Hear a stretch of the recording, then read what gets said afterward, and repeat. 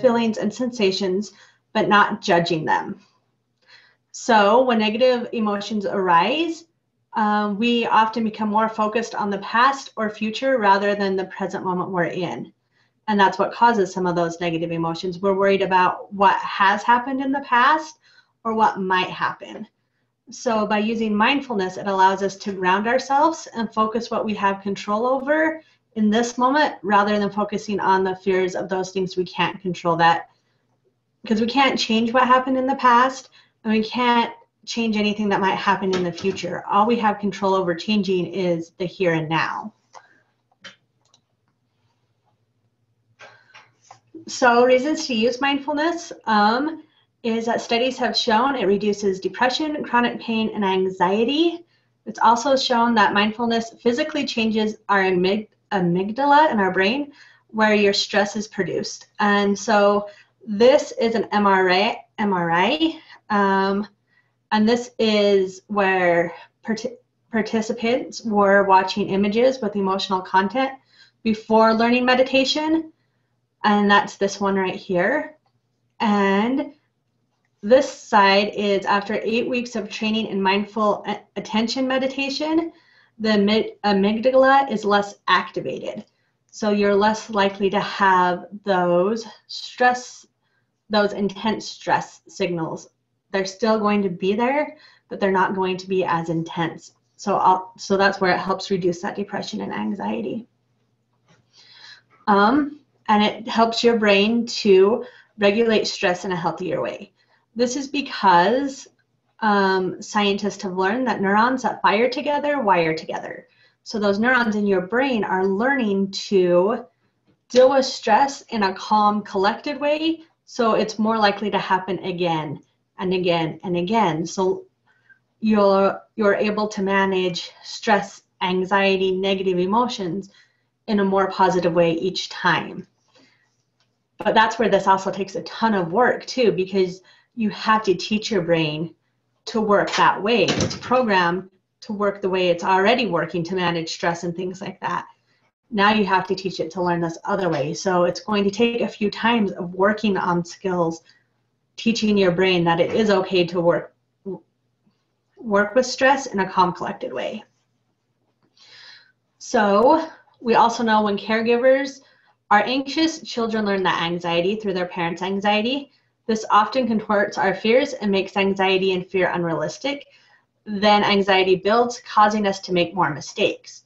So again, teaching some of these skills to your children are going to help reduce their anxiety and help them learn to deal with stress in a more positive way. When you notice yourself, you begin to have more control over your behaviors and choices as well. In therapy, we talk about how oftentimes we have a thought, an emotion, and then it leads to a behavior. So thoughts are really hard to control. They can happen super, super fast. But we can control our emotions. It's up to us how we feel. So if we have that thought, it leads to that emotion. If we can figure out, okay, what is this emotion and how can I manage this emotion in a healthy way, it's going to change our behavior, because you're going to learn to do those things that make you feel alive and feel better rather than doing things that make you feel worse. Also, as you teach yourself to calm down, it helps you become in touch with your feelings and tolerate them. And this is really great to help prevent things like substance abuse disorders, things like that, because if you can manage the feelings positively, you're less likely to be reliant on substances or unhealthy ways. Tuning out, disconnecting from family or friends by getting involved in social media, things like that numb out your brain, you're able to tolerate those feelings, handle them, and then you're able to be more aware and more engaged with your family and friends.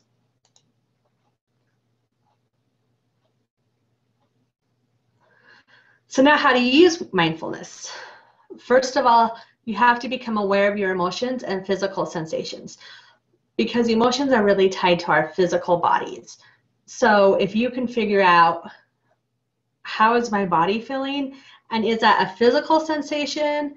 Because like oftentimes you feel that pain in the pit of your stomach. is it hunger or is it an emotion? So if you can become aware of your emotions, then you can become aware of those physical sensations too. By doing that, you're able to recognize them, and rather than trying to avoid them or push it away, or lots of times with those emotions that we feel in our stomach, we feed them with food, which becomes unhealthy because it's usually ice cream, candy, chocolate, those things that aren't great for our bodies. Then we can manage it in a better way. And we can be like, no, I'm not hungry. I'm really anxious. I'm nervous. I'm scared. Things like that. So trying to avoid fear by pushing it away causes those negative emotions, because the more we push them away and try to avoid them, the more pain we feel. And then that pain becomes anger, depression, shame, physical pain, aggression, and addiction. And as we avoid these feelings, it shuts down other emotions, making it harder for us to feel that love, creativity, joy, empathy, and compassion. So the more you deny yourself feeling those feelings that we've labeled as negative, we're not able to feel those feelings that we've labeled as positive. And it's important to know if emotions are negative or positive, but we also have to remember they're not good or bad. Emotions just are. They're giving us, and they're there to give us information. They're there to tell us, like, you need to do this, or this needs to change. But we can't know that until we figure out how to define where these emotions are coming from, and then figure out what can I do about them. So once you become aware of negative emotions or physical sensations, you can calm yourself down by just accepting those feelings. Instead of trying to be like, there's no reason for me to be angry, there's no reason for me to be angry, I shouldn't be angry, I shouldn't be angry, just accepting, yeah, I'm really angry right now. It's going to help that anger subside a lot faster, because as we push them away, they're like, your body's telling you, no, there's a reason you're feeling this. There's a reason you're feeling this. So it just builds that anger. And then lots of times we get in this where we start to beat ourselves up for feeling that way, because I shouldn't feel that way. There's no reason for me to feel that way. But once you just accept it, then it's like, oh, okay, I can feel angry, but I don't have to act out in anger. I can feel it, but that doesn't mean I get physically aggressive with anybody, or I go and yell at my kids or things like that. I'm just angry right now, even if I don't understand it. And my body's trying to tell me something. And then just sitting with that and being like, okay, then what is my body trying to tell me right now? If you allow yourself to feel these emotions, they subside much faster than if you fight them, because you do have control over your emotions. It's a really weird concept, and I know it's something that was really hard for me to accept when I first learned it, but nobody makes you feel any way. You are in control of your feelings. Yeah, somebody may say something really hurtful to you, but you can decide, do I internalize that and continue to feel bad about it? Or do I just say, that's their opinion and it's okay, and move away from it?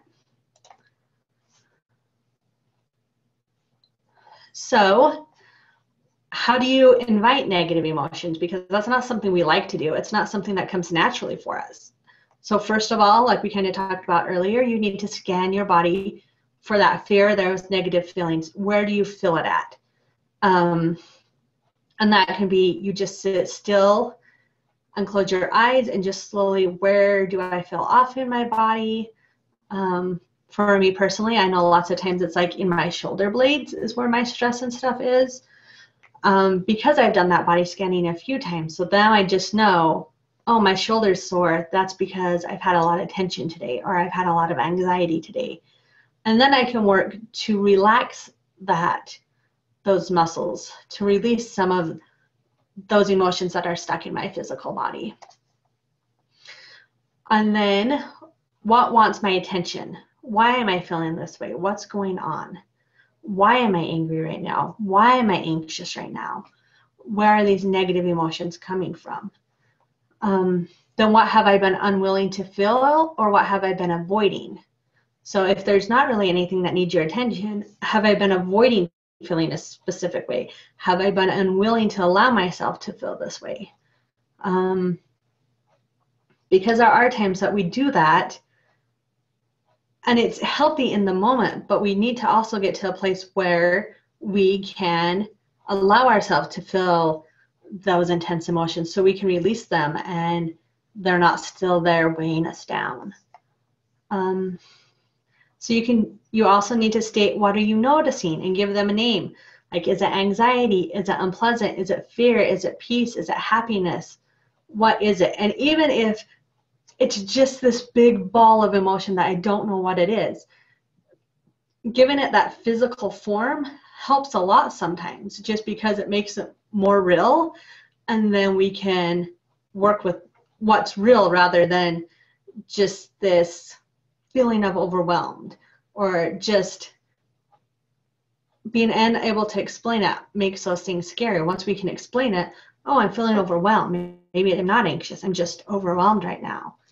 Okay, then obviously I need to do X, Y, and Z to feel less overwhelmed. I need to take some things off my plate. I can't volunteer for everything I want to volunteer for. I have to take this time for myself. You can also do this by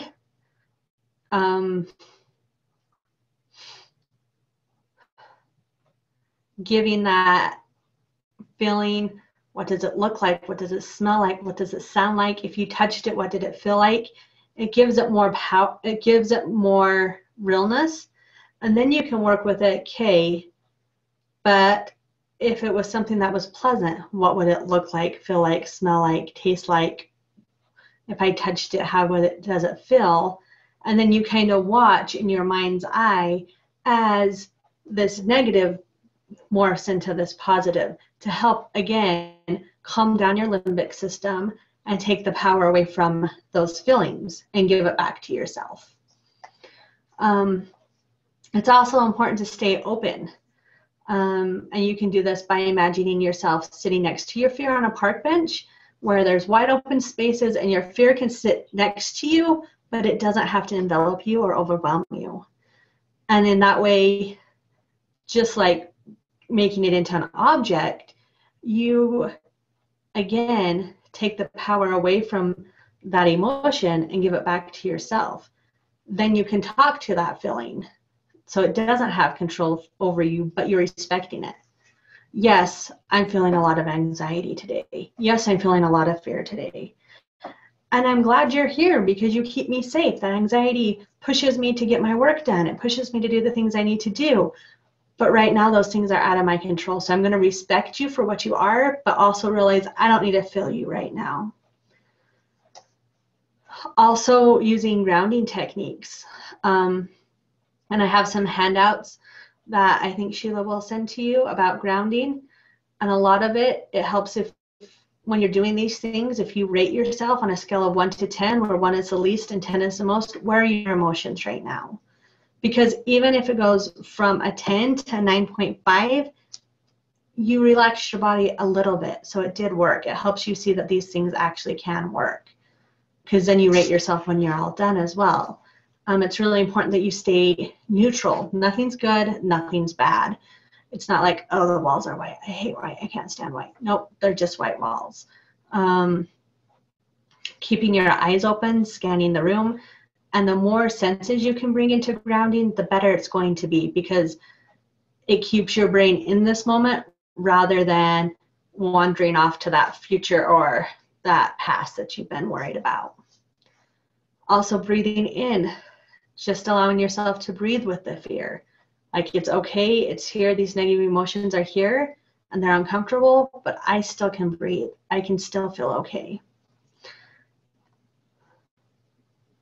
So the more you investigate how you're feeling, what's going on inside yourself, the more you're going to understand these things. The better you're going to be able to calm that body down, and the better you're going to feel in the end.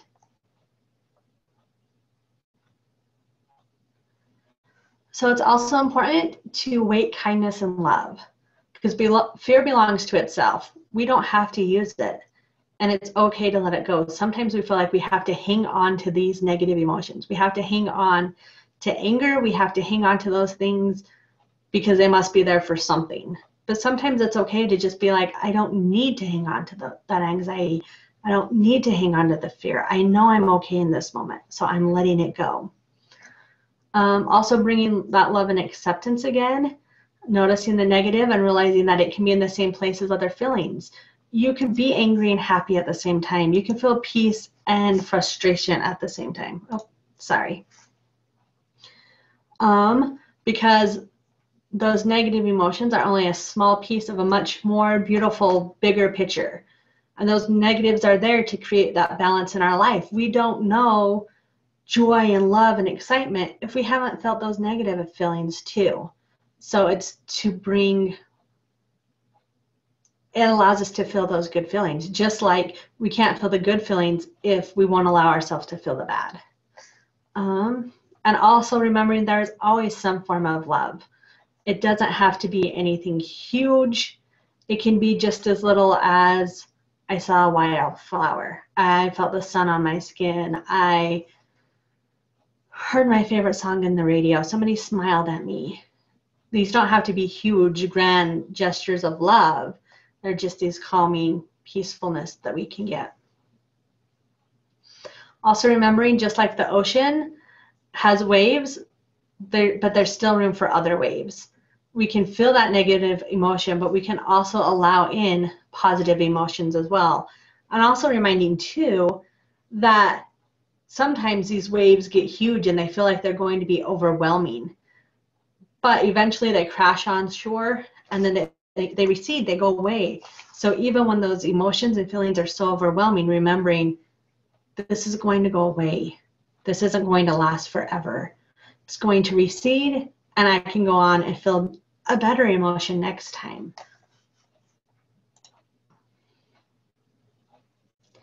So now it's important to practice these skills all the time. Like I said before, these are not things that necessarily come easily to us. We have to work at them, and it's going to be hard because they're unnatural. So how can you create a daily routine of grounding? So first, our brain is biased towards negative. I don't know why. It's just something, it's easier for us to see the negative than it is the positive. So it's really important to find a place to keep the good and hold on to that good rather than allowing that primitive part of our brain to cause us to miss the good that's happening. Because even in the bad, there's always a little bit of good. Maybe it's not anything huge, but there's always a little bit of good. Even if we can't find anything we're extremely grateful for, because gratitude can get really tricky sometimes, because I'm grateful for the same things today as I was yesterday. But sometimes if we look at, well, what was good today, rather than what am I grateful for? Was there one thing good that happened today? I talked to a friend, somebody smiled at me in the store, somebody held a door for me, things like that. You can find one good thing even in the very worst days. So it's also important to keep gratitude and tell those you care about how much you appreciate them. So not only keeping those things we're grateful for in our minds, but when your husband or wife or that significant other does something kind for you, telling them thank you, telling them how much you appreciated that. When a friend tells you something nice, again, responding with that. Just something as simple as telling somebody, man, you look really nice today. I really like your outfit. Again, not only is that going to help them, but it helps us because it helps us continue to look for and focus on that good. You need to work to decondition the negativity out of our brain through gratitude, finding 3 things every day that was good. Focus on those things you're grateful for. Doing service for other people not only helps us feel proud of who we are, but it also helps us take pride in doing something good. Extend messages of caring even when you are not in the mood, because it spreads love. And answer to most things with love. So really working to pick out that good even in the worst of circumstances, even in those hardest times. So now I want to take a minute to first ask, does anybody have any questions? or comments about anything?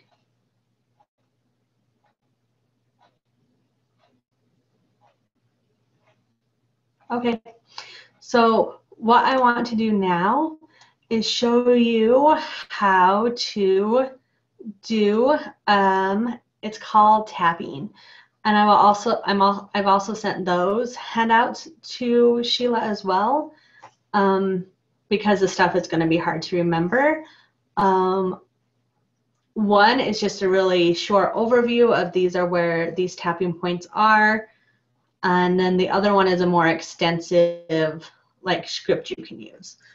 So tapping is very similar to acupuncture, because you're using those different pressure points in your body to help calm your body down and relax it. And it's something that's kind of funky. When I first was learning about it, I was like, I really don't know about this. It seems kind of weird, and I'm not sure how I feel about it. But I ended up trying it with my daughter because she had all these stomach problems, and the only thing we could conclude is that she had anxiety. And so one night she couldn't sleep. She was really upset, and I asked her how school was she worried about anything? And she's like, no, everything's great, everything's fine. And so I was like, well, I want you to try this. And she's like 7 at the time, and she's like, Mom, this is really dumb. And I'm like, just go with me, let's see how it works. And we went through the tapping, and at the end of it, she was able to tell me what was upsetting her. And it's something that she still uses all the time. That helps a lot. Sunday, she broke her leg, and it was a pretty severe break, and she was really scared. And we went through tapping multiple times. She was in so much pain and so scared. She felt so locked in her body that she wasn't able to tap on those pressure points herself. But I just tapped on them, and it's amazing to just see that relief wash over somebody and change them completely just by doing something as simple as tapping on those pressure points. So it doesn't matter if you use all the pressure points or just specific ones, because I've had some people who certain ones made them feel dizzy or nauseous or things like that. If you're getting a negative, don't do it, because it's not supposed to make you feel negative in any way or uncomfortable. It's supposed to help your body relax or calm down. So again, just like with grounding stuff, you would take a few minutes to be like, okay, scale of 1 to 10, where are my emotions? Oh, sorry.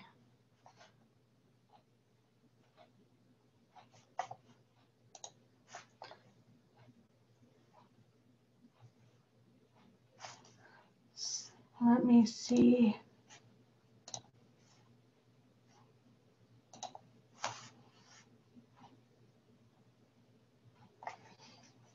So I'm not seeing where the top sharing is.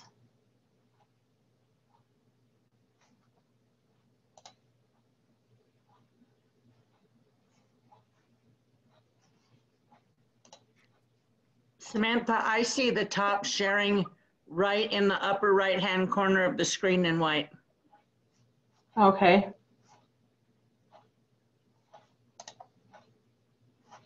Did that change anything on your guys' end or no?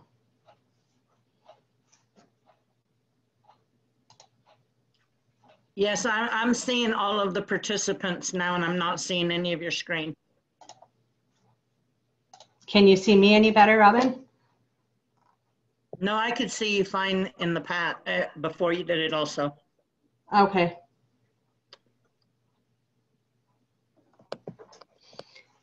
Did that fix anything, Sheila?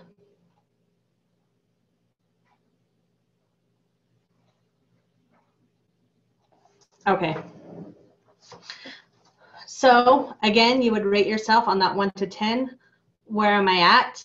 And then when I'm working with this with my clients, I just go through all the different points. So the first one is the top of your head. Like if you're wearing a baseball cap, it'd be where that button on the top of the baseball cap is at.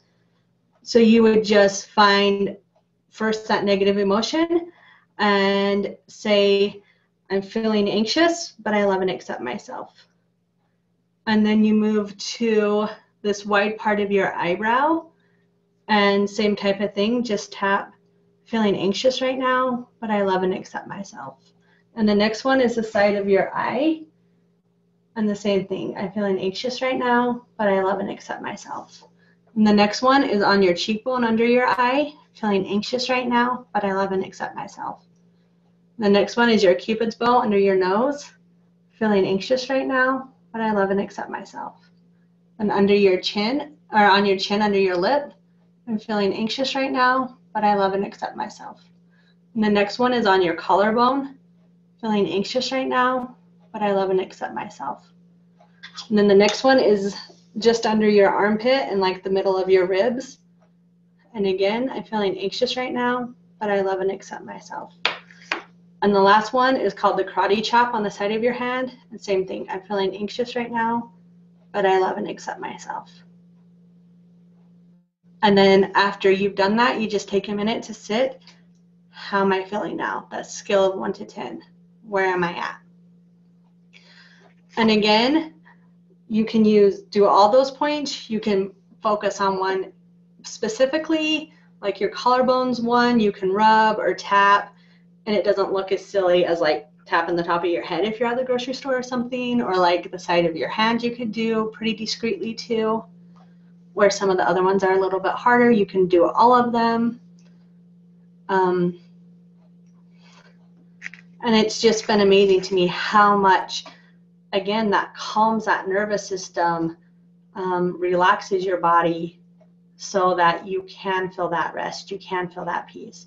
And after you do that and you've calmed yourself down, you can either try it again to see if you can get yourself even calmer, or just take a minute to just let your body enjoy that relaxation, that calmness, those types of things. I also recommend doing this when you're not feeling anxious, because like I said, when my daughter broke her leg, it was really hard for her to calm down enough to do it on herself. So doing these things when you're not in those high emotions help your body learn, oh wait, I don't have to get to that high emotion to be felt. Those feelings don't get as extreme because your body learns, like, I can be at a lower emotional level and still be heard, still be taken care of. Does anyone have any questions about any of that stuff?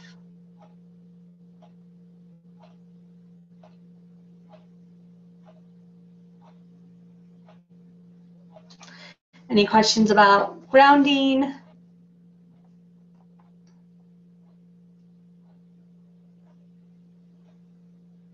So you don't tap very hard, you just lightly tap. There doesn't have to be much pressure at all, because again, this is just, not only is it the tapping on that pressure point, this is also something that's very grounding. You're feeling your skin, you're feeling the rhythm, you're saying those emotions, you're focused on how you're feeling now, things like that.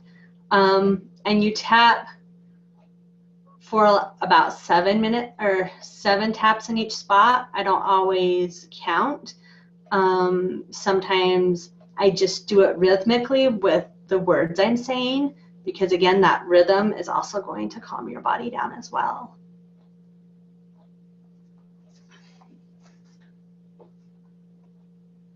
Any other questions?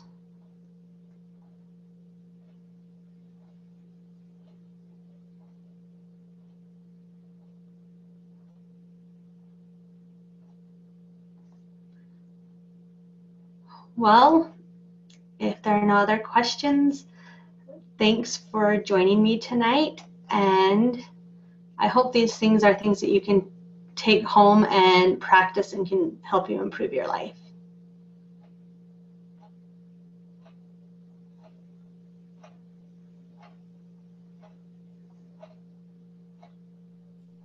Thanks, Samantha. That was really good. I like those pressure points. I think that I can use those a little bit and it'll be fun to try. So thanks for your time, knowledge. Appreciate it. You're welcome.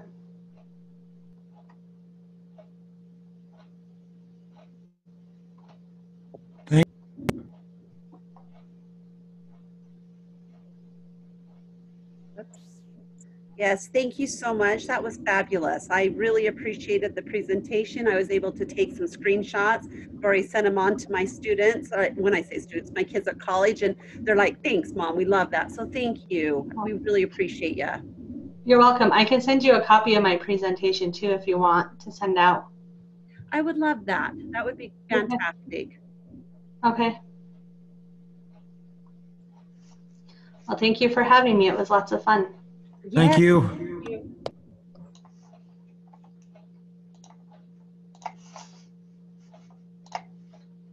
All right, so our next presenter will be in 2 weeks on, I believe, December 16th at the same time at 6 o'clock. So thank you for attending tonight, all of you who were able to join us, and we look forward to seeing you in the future.